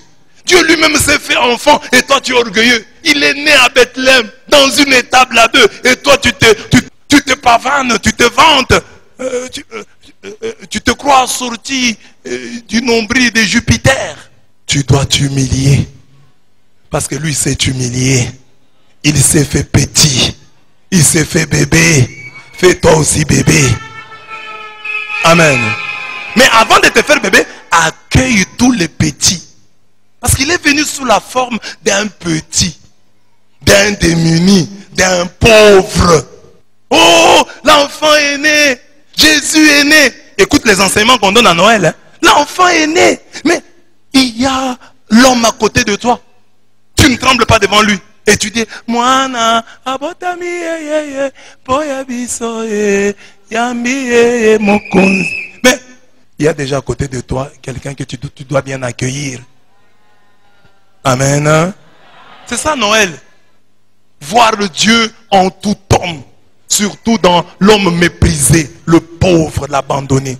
C'est ainsi que comme symbolique, j'ai dit, alors achetons même des bonbons, achetons même des biscuits, donnons aux pauvres. Et j'ai eu l'idée là, quand j'ai vu des enfants mal habillés, j'ai dit, ah, je vais me faire une brocante pour les enfants mal vêtus. Prochainement, on va penser faire ça. L'homme méprisé. L'homme méprisé, tout homme. C'est ça Noël. Hein? Dieu vient en nous, mais Dieu vient en nous à travers l'homme. Accueille-le bien. Et vous voyez, vous verrez, je l'ai dit souvent ici, nous tremblons devant le corps eucharistique de Jésus. Le corps du Christ. Amen. Le corps du Christ. Amen. Mais cet homme qui est à côté de toi, cette femme qui est, c'est aussi le corps du Christ. Le Verbe, c'est Noël chaque jour. Lorsque nous accueillons comme il se doit la parole de Dieu. La parole s'est faite chair, oui. Mais la parole est encore parole. On la prêche. Comment tu l'accueilles? C'est pourquoi nous rendons continuellement grâce à Dieu de ce qu'en recevant la parole de Dieu que nous vous avons fait entendre, vous l'avez reçue non comme la parole des hommes, mais ainsi qu'elle l'est véritablement, comme la parole de Dieu qui agit en vous qui croyez. 1 Thessaloniciens 2,13. Est-ce que Noël chaque jour, on prêche la parole? Hier on a prêché, avant-hier on a prêché. Jeudi on a prêché, mercredi on a prêché, mardi on a prêché. Noël c'est chaque jour quand tu reçois comme il se doit la parole de Dieu. Parce que Jésus est présent dans l'homme, Jésus est aussi présent dans la parole. Mais quand on prêche ici la parole, tu commences à dire, ah, on est allé dire à monsieur l'abbé. Ah, on lui a dit. Là c'est moi qui l'attaque. Tu ne peux pas dire non, ça c'est la parole de Dieu qui m'interpelle. Là il m'attaque. Ah là il attaque tel. Isaïe 66, 2. Un texte que je vous cite souvent. Mais savez-vous à qui je m'intéresse? Dit Dieu. Je m'intéresse aux pauvres dont l'esprit est humble et qui tremble à ma parole. Je m'intéresse aux pauvres dont l'esprit est humble et qui tremble à ma parole. Ah. Comment cette parole est sortie? Mais c'est que que le prêtre est en train de dire? Ça, c'est moi. Je dois me convertir. Mais comment ça tombe? Au lieu que ça m'énerve, tu es à l'église mal habillé, on dit, tu es mal habillé, comment ça bien t'habiller? Tu t'énerves. Oh, seulement quand moi j'ai porté cette jupe-là, on commence à en parler. Je ne vais plus venir dans cette église. Non! Convertis-toi! On dit, maman, sois soumise, ne t'énerve pas. Convertis-toi, sois soumise à ton mari. Oh, même ta femme. Oh non, pourquoi on doit parler, plaider pour les femmes? Non, convertis-toi, aime ta femme. Pourquoi est-ce que cette parole a été donnée ce jour-là? C'est comme ici quand je parle. Je ne sais pas me dire qui est parti, qui est resté. Mais quand je dis par exemple aux chrétiens, mes frères, quand vous venez à l'église, faites tout pour rester. Mettez Dieu au-dessus de tout. Ne vous absentez pas de la messe pour aller suivre les discours. Le jour de Noël, toi tu t'absentes de la messe. Qu'est-ce qu'il a dit de neuf? Il n'a rien dit. Amen. Et il y a des gens qui étaient montés sur le toit, ils sont tombés, se sont blessés. Amen. Tu veux rester à la maison? Nous qui sommes restés, nous avons la possibilité de suivre maintenant. Et puis à l'aise, tu es assis là, tu suis, tu arrêtes. Tu suis encore, tu prends un verre et puis tu prends encore, tu suis. Nous allons plus analyser, nous allons analyser même plus que vous. Moi, quand je vais prendre des discours, je vais l'analyser plus que vous. Je vais les suivre à tête reposée. Et toi, tu étais debout là, ça m'interpelle. Toi, tu dis, ça m'interpelle. Ah non, mais ça exagère. Non, ça, on peut quand même le voir. La messe là, on a chaque jour. Mais tu sais que c'est une fois. Ah bon, hein, la messe c'est chaque jour. Tu sais que on l'a, c'est une fois là. Ben, c'est bien. Va voir, tu sais que. Et tu ne sais pas si c'est Dieu qui t'a tenté. Comment seulement le jour où nous fêtons Noël et tu sais que tu viens. Je vous ai parlé d'une campagne qui est arrivée à Mama Yemo quand j'étais encore vicaire dominical à Izumpanji. Ils étaient en campagne là-bas à Mama Yemo. Le terrain qui est là, il y a une école là-bas. En pleine campagne, Jibem Piané est passé. Souverain passant. La campagne s'est vidée. Tout le monde a suivi souverain. Amen. Même comme on est ici là. Faché arrive. Il est dehors là. Je vais rester avec qui? Qui vont rester? Il y en a toujours. Il y aura toujours un petit reste. Mais il y en a qui vont sortir là-bas. Tu vas là-bas, tu arrives seulement, il part. Et puis tu arrives là, un policier te gifle. Et puis tu viens après maintenant me voir. Mais vous savez, j'ai mal à la tête. Depuis que les policiers là m'ont giflé. Amen. Donc quand il y a une parole qui sort, on dit, ah, c'est ça qu'on prêche chez nous. Ça, pourquoi chez nous on insiste sur ça? Dieu aime les gens. C'est ça Noël au quotidien. Accueillir la parole. Aimer la parole. Ah, et pas dire, oh non, ça mais ça avait déjà dit. Mais ça avait déjà dit ça. Toi tu t'es converti. Ah, il dit toujours ça. Non, maintenant, tu veux que je dise quoi? Que je dise quoi?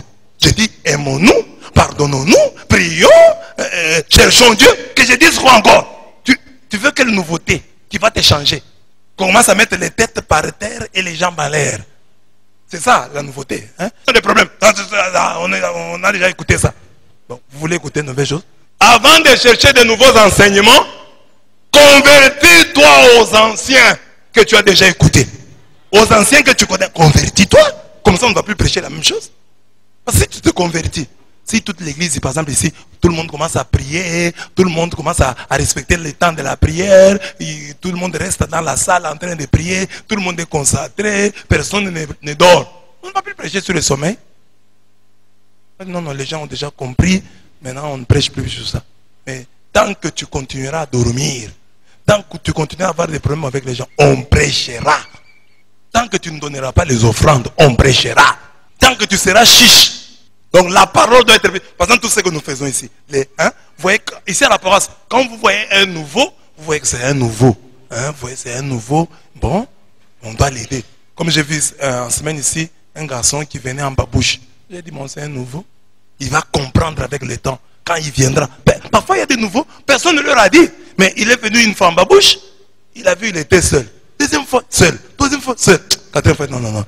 Ici, il n'y a que moi qui viens en babouche. Donc quand tu es nouveau, tu viens ici, sache que on fait un effort pour que à la messe on vienne en chaussures. Ne viens pas en babouche. Si tu n'en as pas, tu n'as pas de chaussures, pose les problèmes. L'église, nous sommes nombreux, nous pouvons toujours t'aider. N'ayez pas honte. Parce qu'on doit voir si tu viens pour autre chose. Parce que si on te gronde, tu pars. On comprend que tu étais venu pour ça. Tu ne vas pas venir comme ça, tu dis, je cherche de Jésus, on te donne. Non. Si tu es venu pour Dieu, tu vas rester. Mais si tu es venu pour ça, tu vas fuir. C'est ça notre manière de tester. Amen. Et là, on n'a rien fait. Hein. On ne va pas faire ça ici. Ici, on gronde seulement. Et ce n'est pas chaque jour. Amen. L'Eucharistie. C'est Noël chaque fois que nous accueillons comme il se doit Jésus présent dans le Saint-Sacrement de l'autel. Si quelqu'un manque de respect quand il mange le pain ou boit le calice du Seigneur, il pêche contre le corps et le sang du Seigneur. Que chacun donc fasse son examen avant de manger le pain et boire le calice. Car s'il ne reconnaît pas le corps, il mange et boit sa propre condamnation. Jésus vient aussi à Noël. Donc, c'est Noël chaque jour quand nous recevons bien Jésus qui vient, Jésus qui vient à travers l'Eucharistie. Parce qu'on dit, il est né à Bethléem, maison du pain. Il est né pour que nous le mangeons. La fête de Noël porte en elle déjà une saveur eucharistique. Parce que il a pris chair. Et c'est cette chair qu'il va nous donner comme nourriture. Il a pris le sang pour qu'il nous donne ce sang comme breuvage. Donc, en s'incarnant, il pensait déjà à l'Eucharistie.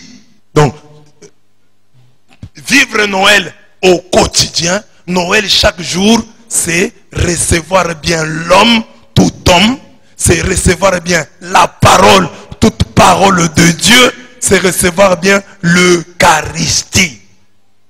Alors, si tu t'absentes durant toute la semaine, tu ne viens pas à la messe, ou tu viens à la messe, tu ne participes pas bien, tu as péché contre Noël. Si tu n'accueilles pas bien les gens, tu ne vis pas bien avec les gens, tu as péché contre Noël.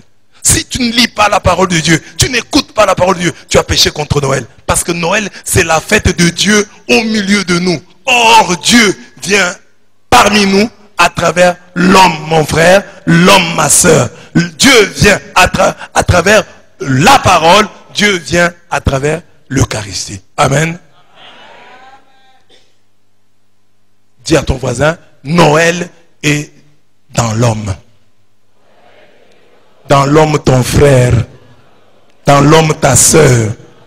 Noël, Dieu vient dans la parole. Noël, Dieu vient dans l'Eucharistie. Acclamons Noël. C'est Noël au quotidien.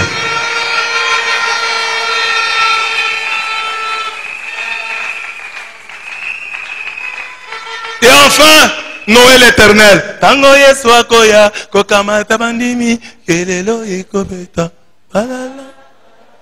Akoya Lisusu. Il reviendra pour juger les vivants et les morts. Fêter Noël, c'est comprendre Apocalypse 1:4. C'est lui qui est, qui était, qui vient. Comprendre cette formule, c'est comprendre que c'est lui qui est présent dans l'homme, dans la parole et dans l'Eucharistie. Et c'est lui qui est né un jour à Bethléem. Mais qu'il est aussi celui qui nous dit, voici que mon retour est proche. Et j'apporte avec moi le salaire que je vais payer à chacun en proportion de son travail. Apocalypse 22, 12. Quand nous fêtons Noël, il est venu, il viendra. Alors les gens disent, non, ne fêtez pas Noël. Écoutez les enseignements qu'on tire à Noël. Les enseignements qu'on dégage de Noël. Il est venu, il viendra. Tous, en effet, nous comparaîtrons au tribunal de Dieu. Tout, là c'est Romains 14, 10. Tous d'ailleurs, nous devrons nous présenter devant les tribunaux du Christ. Et alors chacun retrouvera ce qu'il a fait, bien ou mal, avec son corps. Tu retrouveras ce que tu as fait, bien ou mal, avec ton corps. 2 Corinthiens 5, 10. À Noël, dans le signe de l'enfant, Jésus vient à nous comme agneau. Il est inoffensif. Il vient comme agneau. À travers l'homme, la parole et l'Eucharistie, il vient à nous comme agneau. Mais un jour, il viendra comme les lions de Juda. Et alors nous comprendrons que c'est une chose terrible que de tomber entre les mains du Dieu vivant. Hébreux 10, 31. C'est ça Noël. Jésus est venu, Jésus vient, Jésus viendra. Jésus est venu, Noël historique. Jésus vient, Noël annuel. Jésus vient, Noël au quotidien. Jésus viendra, Noël éternel. Il viendra, aujourd'hui il vient comme agneau, inoffensif, doux, invitant à la conversion. Aujourd'hui, lorsqu'on nous montre le lion de la tribu de Juda, nous voyons l'agneau immolé. Apocalypse 5, 5 à 6. Mais un jour, on nous présentera l'agneau de Dieu. Et nous risquons de voir le lion. C'est quand Jean, on dit, hein, il s'est retourné. On lui a présenté l'agneau. Il s'est retourné. Il y avait l'agneau. Mais on lui a dit, il est le lion. Et puis, bien aimé, c'est pas seulement éternel. Moi je crois que même dans cette vie éphémère, il y a des séquences de ce Noël éternel. De temps en temps, il y a des flashs de Dieu. Dieu qui revient comme le lion. Il nous arrache un frère. Il nous arrache une sœur. Ça doit nous interpeller. Comme j'ai dit la nuit, Noël passé, nous étions ici avec Papa Ogi. Hop, Dieu l'a pris. Il dit, je suis agneau, hein? Je peux vous laisser faire. Mais il y a des moments, je prends. Je prends. Si il y a des chrétiens qui meurent en novembre, comme Papa Ogi, il y a quelqu'un qui peut mourir en janvier. Il vient comme un voleur dans la nuit. Hein? Là, c'est une séquence du Noël éternel. Mais dans ce temps, hein, pas seulement à la fin, il peut venir, il prend un jeune, prend une jeune fille, prend un jeune garçon. Alors, soyons prêts. Et ça aussi Noël. Soyons prêts. Le grand frère de maman, c'est le dimanche là. Le dimanche de la joie. Nous étions ici. Je crois qu'il était aussi parti à la messe. Mais il est rentré. Il est tombé. Il est mort. Papa Tchekala Mambaïlou. Il allait se laver. Il est tombé. Il est mort. Il est mort. Tu ne vas pas donner des explications. Oh, j'ai porté toujours. J'avais une bonne vie que je portais les autres jours. Aujourd'hui, c'est une erreur. On ne va pas croire. C'est ça qui va t'accompagner dans la tombe. Alors, de la même manière, s'il y a quelqu'un ici qui veille sur ça chaque jour, se disant, on ne sait jamais, de la même manière qu'il veille sur ses dessous physiques, qu'il veille aussi sur ses dessous spirituels. Chaque jour, un homme sérieux s'habille bien, à l'extérieur comme à l'intérieur, se disant toujours, on ne sait jamais. Je peux tomber, perdre connaissance, on viendra pour me réanimer, on pourra me déshabiller. Ce serait une honte si l'on trouve dans mes dessous du désordre, de la saleté, de la malpropreté. Chaque jour nous veillons à ça. Si tu es un homme propre, tu veilles à ça chaque jour. Et tu t'échanges chaque jour, tu portes ce que tu as de mieux. Même si tu sais que c'est intime, les gens ne vont pas, ne s'intéressent pas à ça, c'est intime, c'est propre, c'est personnel. Mais tu veilles à ça. De la même manière, ta vie spirituelle est intime, personnelle. C'est ton problème avec Dieu. Mais veille sur ça. Parce que tu ne sais ni le jour ni l'heure. Noël éternel peut venir à travers la mort subite, la mort impromptue, la mort que tu n'as pas prévue. Il y a des morts qu'on prévoit, tu tombes malade, tout le monde voit. D'ailleurs, quand on tombe malade, parfois, on est à l'hôpital là, on ne porte même pas les dessous là. Hein? On est comme ça. D'ailleurs, on ne veille même plus à ces choses-là. On pense à la guérison ou à la mort. Mais cette mort-là dont je parle, c'est la mort qui vient à l'improviste, qui vient comme un voleur dans la nuit. Aujourd'hui, fêtant Noël, Jésus qui vient. La Bible dit qu'il vient aussi comme un voleur dans la nuit. Tu ne peux pas fêter l'enfant de la crèche sans te souvenir que cet enfant de la crèche a aussi dit quand il a grandi qu'il viendra comme un voleur dans la nuit. Prépare-toi à le recevoir. Sois chaque jour prêt, disposé à le recevoir. Si tu fêtes véritablement Noël, prépare-toi aussi à rencontrer ton Dieu. Amen.